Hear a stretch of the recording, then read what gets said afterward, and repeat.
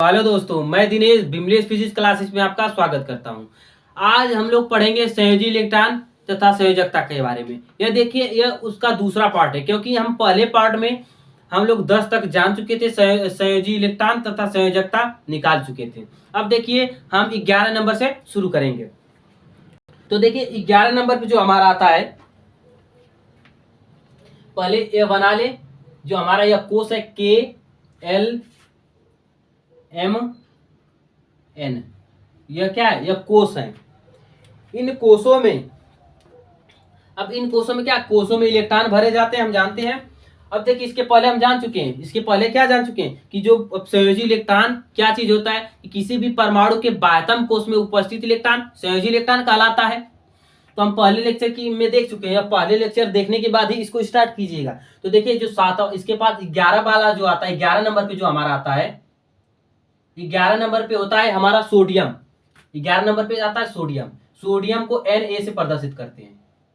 11 number इसका होता है। तो अब इसका इलेक्ट्रॉनिक विन्यास देखें तो इसका क्या बनेगा। पहले में इसके पास 11 इलेक्ट्रॉन, तो यह 11 इलेक्ट्रॉन, तो यह इस पहले में 2 इलेक्ट्रॉन, क्योंकि हम के कोष में 2 इलेक्ट्रॉन भर सकते हैं। इसके पास कितना बचा? इसके पास और बचा 9 इलेक्ट्रॉन। तो दूसरे में कितना इलेक्ट्रॉन भरा जाएगा? दूसरे में 8 इलेक्ट्रॉन, क्योंकि हम बताए थे जो के वाला है, के में अधिकतम 2 इलेक्ट्रॉन, एल जो है, एल में अधिकतम 8 इलेक्ट्रॉन, एम जो है, एम में अधिकतम 18 इलेक्ट्रॉन, एन जो है, एन में अधिकतम 32 इलेक्ट्रॉन भरे जा सकते हैं। इस प्रकार से इलेक्ट्रॉनों का वितरण है। पहले पार्ट को आप कृपया देखकर ही दूसरे पार्ट को देखना स्टार्ट करेंगे। तो अब इसके पास 1 इलेक्ट्रॉन और बचा, तो 1 इलेक्ट्रॉन क्या होगा? तीसरे कोष में भरा जाएगा। इसके बाद आता है हमारा 12 नंबर पे मैग्नीशियम। मैग्नीशियम को Mg से प्रदर्शित करते हैं। इसका इलेक्ट्रॉनिक विन्यास करें तो पहले में 2 इलेक्ट्रॉन, दूसरे में कितना इलेक्ट्रॉन? 8। इसके पास 2 इलेक्ट्रॉन और बचा, तो यह 2 इलेक्ट्रॉन जो होगा तीसरे कोष में। तीसरा नंबर जो आता है 13 नंबर पे हमारा होता है एल्यूमिनियम। एल्यूमिनियम को कैपिटल ए स्मॉल ए से प्रदर्शित करते हैं। तो इसका इलेक्ट्रॉनों का वितरण करें तो पहले कोष में 2 इलेक्ट्रॉन, दूसरे में 8, तीसरे में 3 इलेक्ट्रॉन। चौथे नंबर जो हमारा अगला है 14 नंबर पे होता है सिलिकॉन। सिलिकॉन को Si से प्रदर्शित करते हैं। इसका इलेक्ट्रॉनिक विन्यास 2,8, इसके बाद 4।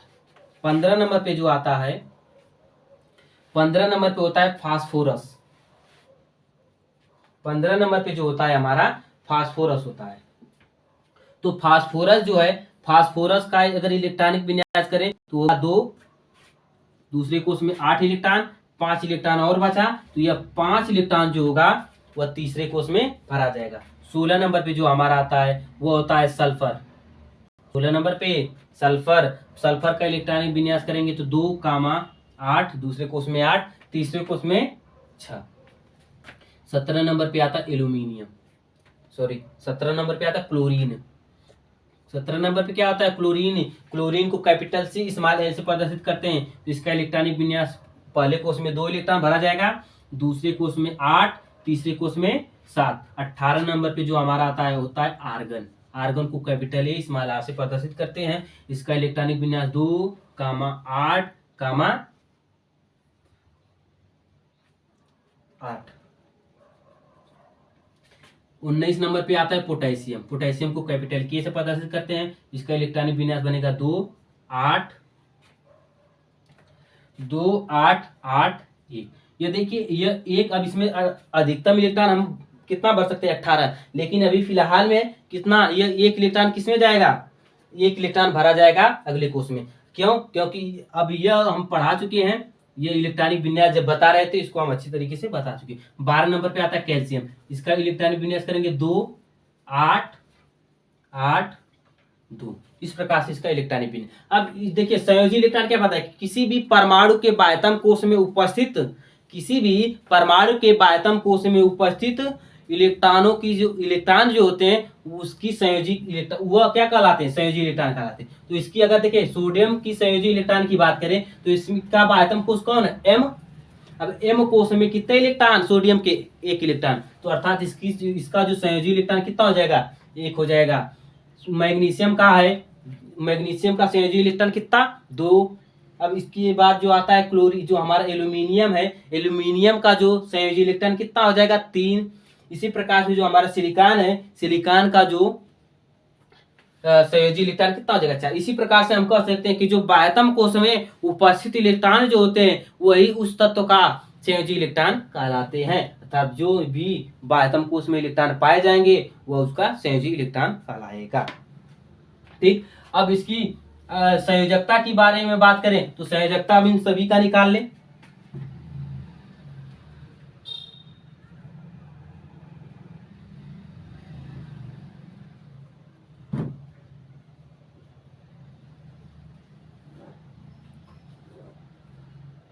तो अब देखिए संयोजकता बताए थे कि किसी भी परमाणु के बाह्यतम कोश में उपस्थित, किसी भी परमाणु के बाह्यतम कोश में उपस्थित इलेक्ट्रॉनों के आदान प्रदान तथा इलेक्ट्रॉनों का लेन तथा देन, इलेक्ट्रॉनों का लेना तथा देना ही उसकी संयोजकता कहलाते हैं। और यह भी बताते हैं कि तथा जितना इलेक्ट्रॉन का ग्रहण तथा दान करता है वही उसकी संयोजकता कहलाती है। ठीक ना। और यह भी बताया क्या कि अगर इलेक्ट्रॉन को लेगा अर्थात इलेक्ट्रॉन का ग्रहण करेगा तो उस पर कौन सा चार्ज, उस पर पॉजिटिव चार्ज आता है। और इलेक्ट्रॉनों का त्याग करेगा अर्थात इलेक्ट्रॉनों को किसी को देगा, तो जब इलेक्ट्रॉन को देता है तो जब इलेक्ट्रॉन का त्याग करता है अर्थात इलेक्ट्रॉन किसी को देता है, तो जब इलेक्ट्रॉन किसी को देगा तो उसके पास पॉजिटिव चार्ज आएगा। जब कोई तत्व इलेक्ट्रॉनों का त्याग करेगा अर्थात इलेक्ट्रॉन किसी को देगा तो उस पर पॉजिटिव चार्ज, अर्थात जब कोई तत्व इलेक्ट्रॉनों का ग्रहण करता है अर्थात किसी से लेता है तो उसके पास नेगेटिव चार्ज। अर्थात कह सकते हैं कि जब अगर किसी से आप पैसा उधार लेते हैं, किसी से लेते तो आप क्या होते हैं, ऋणी होते हैं। आप ऋणी होते हैं ना, तो मतलब कि जब आप ऋणी होंगे तो अर्थात आप अगर किसी से इलेक्ट्रॉन लेंगे तो आपके पास आप कैसा होंगे, ऋणी होंगे। अर्थात जब इलेक्ट्रॉन ले रहा है तो इस पे नेगेटिव चार्ज। तो आप पैसा देंगे कब, जब आपके पास ज्यादा होगा तभी तो किसी के पास, अगर आपके पास पैसा अवेलेबल होगा तभी तो किसी को देंगे, अपनी आवश्यकता को पूरी कर लेंगे तभी तो किसी को देंगे पैसा। तो जब अगर किसी को दे रहे हैं तो आपको पॉजिटिव मतलब आप प्लस में चल रहे हैं, आपके पास पैसा ज्यादा है, ठीक है ना, तो आप किसी को दे रहे हैं। तो अर्थात हम कह सकते हैं कि जब किसी को इलेक्ट्रॉन दिया जाता है, कोई परमाणु देता है तो उस पर पॉजिटिव चार्ज आता है, अगर कोई परमाणु लेता है इलेक्ट्रॉनों को उस पर नेगेटिव चार्ज आता है। तो यहाँ पे संयोजकता बता दिए कि जब कोई परमाणु बाह्यतम कोश में उपस्थित इलेक्ट्रॉनों का त्याग तथा ग्रहण करता है वही उसकी संयोजकता कहलाती है। देखिए यहाँ पे देखिए, अगर हम सोडियम की संयोजकता निकाले तो इसके बाह्यतम कोश में 1 इलेक्ट्रॉन। अब यह क्या चाहेगा, ये अपने अष्टक को पूरा करना चाहेगा। हर तत्व चाहता कि अपने अष्टक को पूरा करना, अर्थात अपने बाह्यतम कोश में 8 इलेक्ट्रॉन पूरा करना चाहता है। ऐसा क्यों करना चाहता है, क्योंकि वो अपने आप को अस्थायी करना चाहेगा। जब वो अपने अष्टक को पूरा करेगा तो वो पूरी तरीके से अस्थायी हो जाता है। इसलिए अपने आप को अस्थायी करने के लिए ही इलेक्ट्रॉनों का त्याग तथा इलेक्ट्रॉनों का ग्रहण इलेक्ट्रॉनों को देता है तथा इलेक्ट्रॉनों को लेता है। तो यह क्या करेगा, अब इसके पास 1 इलेक्ट्रॉन, अगर ये अपना अष्टक पूरा कर रहा है तो अपने अष्टक को पूरा करने के लिए इसके पास कितने इलेक्ट्रॉन की आवश्यकता होनी चाहिए, 7 इलेक्ट्रॉन किसी से और लेगा। तो जब 7 इलेक्ट्रॉन किसी से लेगा तो 7 इलेक्ट्रॉन लेने पे तब तो इसकी आवश्यकता पूरी होगी, तब इसका अष्टक जो होगा पूरा होगा। या तो दूसरे तरीके से या अपने आप को अस्थायी कर सकता है, या तो अपना 1 इलेक्ट्रॉन त्याग कर दे तब ये अपने आप को अस्थायी। जब 1 इलेक्ट्रॉन त्याग करेगा तो इसके पास कितना इलेक्ट्रॉन बचेगा, इसके पास बचेगा 8 इलेक्ट्रॉन। तो बाह्यतम कोश का इसका जो अष्टक होगा पूरा होगा। जब अष्टक पूरा होगा तो यह पूरी तरीके से अस्थायी होगा। तो यह क्या करता है, अब वही कंडीशन लगेगी कि अगर आप किसी को 7 रुपए नहीं दे सकते, ठीक, अगर आप किसी को 8 रुपए नहीं दे सकते तो आपको कोई 7 रुपए कैसे देगा, नहीं देगा। तो इसी प्रकार से ये क्या सोचता है, ये आसानी से क्या करता है, चुपचाप शांति से 1 इलेक्ट्रॉन दे देता है। 1 इलेक्ट्रॉन देने के बाद जब 1 इलेक्ट्रॉन देगा तो इस पे कैसा charge, positive charge +1 charge. Magnesium की बात करें तो इसके भी संयोजकता कितनी हो जाएगी, ये अपने अष्टक को पूरा करने के लिए 6 इलेक्ट्रॉन की आवश्यकता होगी। या तो 6 इलेक्ट्रॉन किसी से ले तब यह पूरी तरीके से अस्थायी हो जाए। या तो एक इलेक्ट्रॉन, ये 2 इलेक्ट्रॉन त्याग कर देगा, अगर 2 इलेक्ट्रॉन त्याग कर दे तो इसके बाध्यतम कोश में 8 इलेक्ट्रॉन बचेगा। तो जब 8 इलेक्ट्रॉन बचेगा अर्थात यह अष्टक हो जाएगा, अष्टक बन जाएगा। तो जब हर तत्व चाहता अष्टक बनाना, जब अष्टक बन जाएगा तो वह पूरी तरीके से अस्थायी हो जाएगा। तो यह 2 इलेक्ट्रॉन त्याग कर देगा तो यह अष्टक बन रहा है, जो अष्टक बन रहा है तो यह अस्थायी होगा। तो यह 2 इलेक्ट्रॉन त्याग कर अपने ऊपर कैसा चार्ज, +2 चार्ज लाता है। ठीक, अब इसी प्रकार से जो हमारा अगला है एल्यूमिनियम, एल्यूमिनियम के बाह्यतम कोश में कितने इलेक्ट्रॉन, 3 इलेक्ट्रॉन। इसको अपने अष्टक को पूरा करने के लिए 5 इलेक्ट्रॉन की आवश्यकता पड़ेगी। या तो 5 इलेक्ट्रॉन किसी से ले ले तब यह अपना अष्टक पूरा करेगा, या तो 3 इलेक्ट्रॉन त्याग कर दे। ठीक है, या तो 3 इलेक्ट्रॉन त्याग कर दे। तो यह 3 इलेक्ट्रॉन त्याग करके अपने ऊपर कैसा चार्ज, +3 चार्ज। यह भी क्या करता है, इस पे +3 चार्ज आता है। सिलिकॉन की बात करें तो सिलिकॉन जो होता है, सिलिकॉन या तो प्लस चार्ज या तो माइनस चार्ज, मतलब कि इसके बाध्यतम को, यह अपने आप को अष्टक, अपने अष्टक को पूरा करने के लिए 4 इलेक्ट्रॉन की आवश्यकता है। या तो 4 इलेक्ट्रॉन का ग्रहण कर ले या तो 4 इलेक्ट्रॉन का दान कर ले। तो यहाँ पे क्या कंडीशन कर सकते हैं, ये दोनों भी कर सकता है, या तो पॉजिटिव हो या तो निगेटिव। तो यह क्या करता है, ज्यादा इसकी यह अपने इलेक्ट्रॉन को त्याग करके अपने ऊपर प्लस चार्ज लाता है। इसके बाद जो हमारा आता है फास्फोरस, फास्फोरस की बात करें तो इसके बाह्यतम कोश में 5 इलेक्ट्रॉन। अब यह भी अपने अष्टक को पूरा करने के लिए अर्थात अपने आप को अस्थायी करने के लिए कितने इलेक्ट्रॉन, अपने अष्टक को पूरा करने के लिए 3 इलेक्ट्रॉन की आवश्यकता है। या तो 3 इलेक्ट्रॉन ले ले, संयोजकता क्या है, इलेक्ट्रॉनों का त्याग तथा ग्रहण के द्वारा ही जो क्रिया है, त्याग तथा ग्रहण की क्रिया, उसकी संयोजकता कहलाती है। या तो त्याग करें या तो ग्रहण करें, ठीक ना। तो इसके वही कंडीशन की अगर आपको कोई 3 रुपए नहीं दे सकता तो आप 5 रुपए कैसे दे सकते हैं। तो यह क्या करता है, 3 रुपए लेकर अर्थात 3 इलेक्ट्रॉन लेकर अपने अष्टक को पूरा कर लेता है। जब इलेक्ट्रॉन लेगा, बताया था, जब इलेक्ट्रॉन लेगा तो उस पर कैसा चार्ज, माइनस चार्ज। अब सल्फर की बात करें तो जो सल्फर है, सल्फर 2 इलेक्ट्रॉन को लेकर अपने ऊपर इसका जो संयोजकता होगी -2 होगी। इसके बाद जो क्लोरीन है, क्लोरीन के बाह्यतम कोश में 7 इलेक्ट्रॉन, अर्थात इसको अपने आप को अस्थायी करने के लिए कितने इलेक्ट्रॉन की आवश्यकता, 1 इलेक्ट्रॉन की आवश्यकता। तो यह क्या करता है, 1 इलेक्ट्रॉन लेकर अपने ऊपर माइनस चार्ज लेता है, अपने अष्टक को पूरा कर लेता है। अब यहाँ पे देखिए आर्गन जो है, आर्गन कहाँ गया, आर्गन यहाँ पे है ना आर्गन।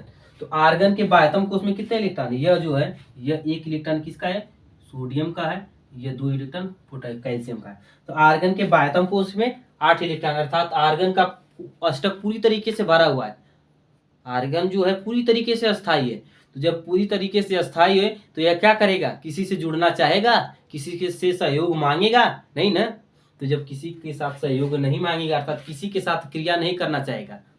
यह भी क्या है, हमारा जो आर्गन है, यह आर्गन भी कैसा है, आर्गन भी अक्रिय तत्व, जो अक्रिय तत्व होते किसी से क्रिया नहीं करते। तो अक्रिय तत्व का जो संयोजकता होती है क्या होती है, 0, अर्थात इसकी संयोजकता जो हो जाएगी 0।